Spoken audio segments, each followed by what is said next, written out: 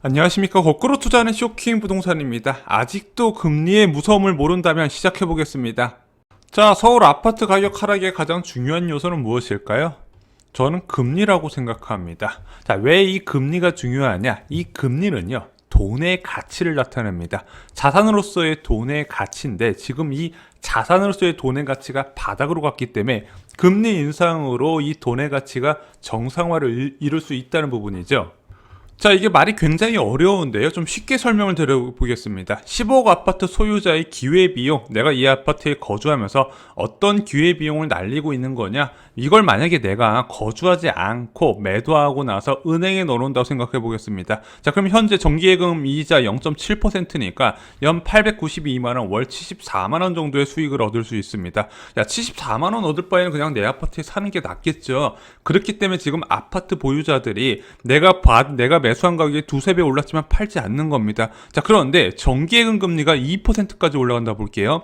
월 212만원까지 올라갑니다. 야, 한 달에 200만원 깔고 앉아서 살 수는 없지 않겠냐? 매도 물량이 늘어난다는 부분이죠. 또 다른 측면도 보겠습니다. 자, 5억 전세자금 대출자의 이자 비용을 감안해 볼게요.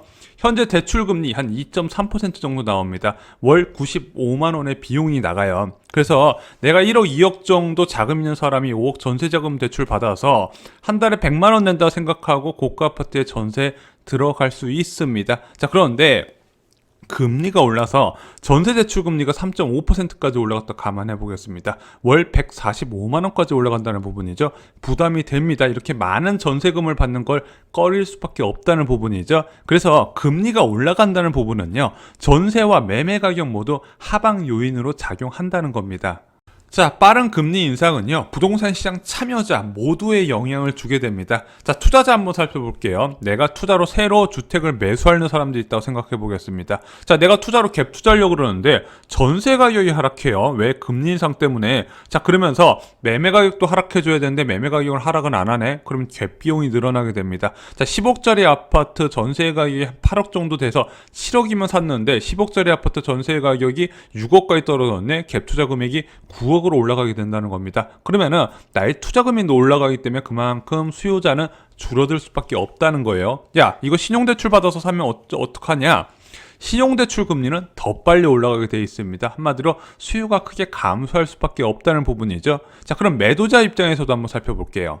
자, 매도자 입장에서 가장 중요한 것은 바로 예금금리입니다. 내가 집값이 많이 올랐어요. 그런데 이것을 처분하고 현금으로 받고 싶은데 현금으로 보관하기가 싫은 거예요. 왜? 예금금리가 낮기 때문이죠. 그런데 지속적인 금리 인상으로 예금금리가 2%, 2.3%, 2.5%까지 올라간다 생각해 보세요. 그러면은 팔고 나서 안전한 이제 예금으로 옮기려는 수요가 증가한다는 부분이죠. 그래서 예금금리 상승은요, 매물을 증가시키는 요소가 됩니다. 자, 또 하나, 이 투자자 입장에서 가장 중요한 건 무엇이라고 말씀드렸죠? 전세 가격입니다. 자, 이 갭 투자의 성공 요소는요, 무조건 전세 가격의 우상향이 기본 전제가 되어야 됩니다. 자, 그런데 이 금리 인상은 전세 가격 불안 요인이라다 말씀드렸어요. 자, 이 전세 가격 불안하는데 내가 만기를 앞두고 있어. 이 만기 앞둔 세입자가 나가겠다고 그러는데, 야, 그러면은 그 갭 차이 한 1억 정도를 돌려줘야 돼. 전세 불안에 따른 매물도 같이 증가할 수 있다는 부분입니다. 한마디로 빠른 금리 인상은요, 투자자 입장에서 매수세를 감소시키고 매도 물량을 증가시키는 요인이 된다는 겁니다. 자, 그럼 이제 실수요자 한번 살펴볼게요. 실수요자 입장에서 당연히 매수하는 사람들이 줄어들겠죠. 왜? 대출금리가 오르니까. 자, 대한민국 지금 LTV 규제가 너무 강해서 신용대출까지 포함해서 사야 되는데 주택담보대출금리와 신용대출금리가 같이 동반 상승하게 됩니다. 당장 내가 내야 되는 원리금과 이자 금액이 눈에 보이기 때문에 매수를 꺼릴 수밖에 없다는 부분이에요. 또한 전세 가격이 안정됐네. 이 전세 가격 안정에 따른 선택지가 증가한다는 부분이죠. 그래서 전세 가격은요, 매매 시장에 정말로 큰 영향을 줍니다. 왜? 전세 가격이 불안하게 되면 투자자는 아예 유입이 안 되고요, 실수요자들도 매수를 꺼리는 현상을 보인다는 부분이죠. 자, 그리고 실수요자, 매도하려는 사람들 금리 인상에 따라 영향을 받을까요? 영향 받습니다. 왜? 노후 자금으로 활용하는 사람들이 야 이것을 매도하고 나서 좀 저렴한 주거 지역으로 옮기고 이 자금을 은행에 넣고 노후 자금으로 써야겠다. 이런 수요 꽤 많이 늘어날 겁니다. 왜? 지금 베이비부머 세대의 은퇴가 본격화됐기 때문이죠. 자, 그럼 금리를 빨리 올린다고 부동산이 바로 폭락할까요? 자, 미국 서프라임 모기 사태 보겠습니다. 2008년부터 2009년 전 세계 금융시장을 휩쓸었었죠. 자, 그런데 기준금리 인상이 완료된 시점은요, 2006년 말 정도였어요. 실제 부동산 시장이 붕괴된 것은 1년 뒤인 2007년 말부터였습니다. 1년 정도의 시간이 필요했었죠. 자, 일본 부동산 버블 상황도 볼게요. 이 당시에 기준금리가 다 끝까지 올라갔었던 건 1991년, 1990년 정도가 됐습니다. 자, 그리고 나서 붕괴는 1년 뒤에 일어났다는 부분이 있죠. 자, 부동산 버블 붕괴는요, 금리 인상이 완료된 이후에 6에서 12개월 정도 이내의 시간이 필요하다 말씀드렸습니다. 대한민국도 똑같아요. 2011년 하반기에 금리 인상이 완료되니까 2012년 초반부터 부동산 가격 붕괴가 시작됐죠. 자, 그래서 이 금리를 빨리 올린다고 해서 당장 부동산 가격이 폭락하기보다는 시차를 두고 좀 나중에 적용된다, 이렇게 말씀을 드릴 수 있을 것 같습니다. 자, 그런데 원래 이렇게 시차를 두고 나타나야 되는 금리 인상 충격이 훨씬 크게 그리고 빠르게 나타나는 방법이 있습니다. 어떤 경우일까요? 자, 아까 금리 인상이 전세 가격 불안을 야기시킨다 말씀드렸는데, 금리 인상 말고도 전세 가격을 불안하게 하는 요소가 또 있습니다. 바로 입주 물량 증가죠. 자, 이 입주 물량과 금리 인상이 겹쳐서 오는 경우에 굉장히 위험한 상황이 펼쳐집니다. 예시를 들어볼게요. 2018년 3월경에 경기 남부 지역의 역전 산안이 굉장히 심각했습니다. 왜 그러냐? 자, 2017년 11월에 기준금리가 한 차례 올라가게 됩니다. 그러면서 긴축의 첫 신호탄을 쏴요. 그런데 금리도 올라갔던 상황에서 동탄과 평택, 용인 지역에 대규모 입주가 진행되면서 이 주변 지역으로 역전 산안이 굉장히 심각했었습니다. 자, 그리고 2019년 2월에 강남 지역에서도 역전세난이 발생하게 됩니다. 강남 송파 지역의 역전세난으로 전체 부동산 시장에 큰 영향을 받았고, 수도권 지역의 중저가 아파트까지 길게는 영향을 받은 현상이 나타났습니다. 자, 왜 그랬을까요? 2018년 11월에 금리 인상으로 되면서 예금금리가 2% 시대가 됩니다. 게다가 헬리오시티 9,510세대까지 입주를 해버리니까 금리 인상과 더불어서 대규모 입주 폭탄으로 전세가격 급락, 매매가격 동반 급락이 발생하게 됐다는 부분이죠. 단 3개월 만에 잠실 아파트 가격이 23%까지 폭락했다는 부분 저희가 많이 영상을 올려드렸었습니다. 자, 왜 금리 인상과 대규모 입주 물량은 위험한가? 간단하죠. 전세 가격을 불안하게 만들기 때문인데, 자, 이거에 대해서 반론을 제기하시는 분들이 많습니다.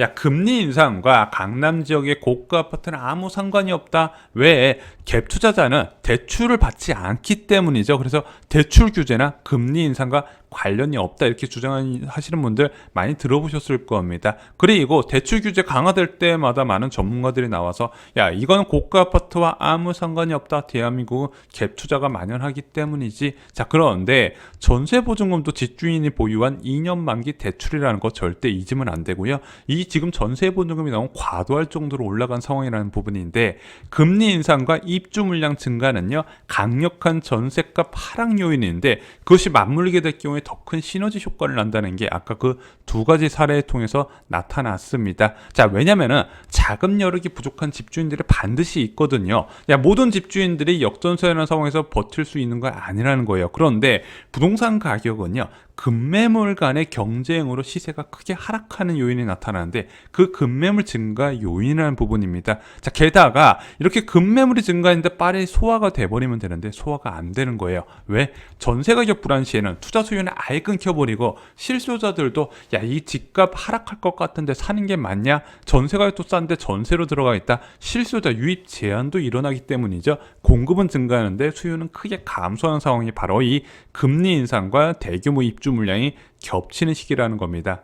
자, 서울 지역에서 대규모 입주가 있을까요, 앞으로? 야, 지금 서울에서 공급 부족하다고 난리잖아. 그래서 국토부에서 매달 위클리 공급 대책이라 해서 이사 공급 대책에 따른 재개발적 지정하고 오세훈 서울시장이 재건축 규제 완화하겠다고 하는 거 아니냐. 자, 그런데 저희가 지난 영상에서 말씀드렸지만 재개발 재건축 사업장의 감소로 인한 공급 부족은요 2026년 이후의 얘기입니다. 그전에는요 각종 재건축 규제를 피하기 위해서 밀어내기 재건축 사업 진행이 많이 진행됐던 부분입니다. 자, 대표적인 예를 들어 볼게요. 둔촌 주공 아파트 12,000세대 입주거든요. 2023년 8월 입주입니다. 야, 이거 아직 분양도 안 했잖아. 분양은 지연된 거예요. 일반 분양은 지연됐지만요. 예정된 공급 일정은 그대로 진행이 됩니다. 개포주공 1단지 2023년 11월 입주인데요. 여기 6,700세대입니다. 자, 반포주공 1단지 1, 2, 4주고 지금 3주고도 사업은 활발하게 추진 중인데 2주 진행된다고 하네요. 2025년 말 이후에 5,300세대가 입주를 하게 됩니다. 이게 끝이 아니에요. 반포 원벨리 3,000세대인데요. 2023년 9월에 입주하게 됩니다. 2023년 하반기에요. 상급지의 재건축 아파트들이 대거 입주에 나서는데 이게 고층 재건축하고 저층 재건축은 또 달라요. 고층 재건축은요 헌집 부시고 새집 받는 개념인데 저층 재건축은요 빌라 부시고 새 아파트 공급되는 개념이기 때문에 실제 입주 물량 효과는 훨씬 더 크게 나타나게 됩니다. 자, 그래서 2023년 하반기에 기준금리가 정말로 중요합니다. 저희가 과거 쇼킹부동산 초창기에 많이 다뤘던 부분이 바로 2017년부터 2019년까지 수도권 입주 물량이었습니다. 경기도 지역에서 정말로 많은 공급이 이루어졌거든요. 그래서 2018년까지 보면요. 경기도 지역은 거의 상승하지 못해요. 일부 인기 지역 제외하고는 대부분 서울 중심, 서울에서도 강남 4구와 마용 성광 중심의 상승세 양극화가 굉장히 심했던 이유가 있었습니다. 자, 그런데 2019년에 무려 5만 호의 입주 물량이 대기 중이었어요. 자, 이중 입주 물량 중 상당수가 강동구 고덕동 지역에 몰려 있었습니다. 그래서 고덕동 지역 2019년 9월부터 그 다음에 2월까지 대규모 입주 물량 1만 2천 호 헬리오시티보다 많은 물량이 예정이 돼 있었거든요. 자, 그런데 이들 지역 역전세난으로 주택 가격 급락했나요? 급락하지 않았습니다. 오히려 전세 가격이 더 높게 형성됐고요. 매매 가격은 더 치솟았습니다. 자, 왜 강동구 지역 입주 폭탄은 조용히 넘어갔을까요?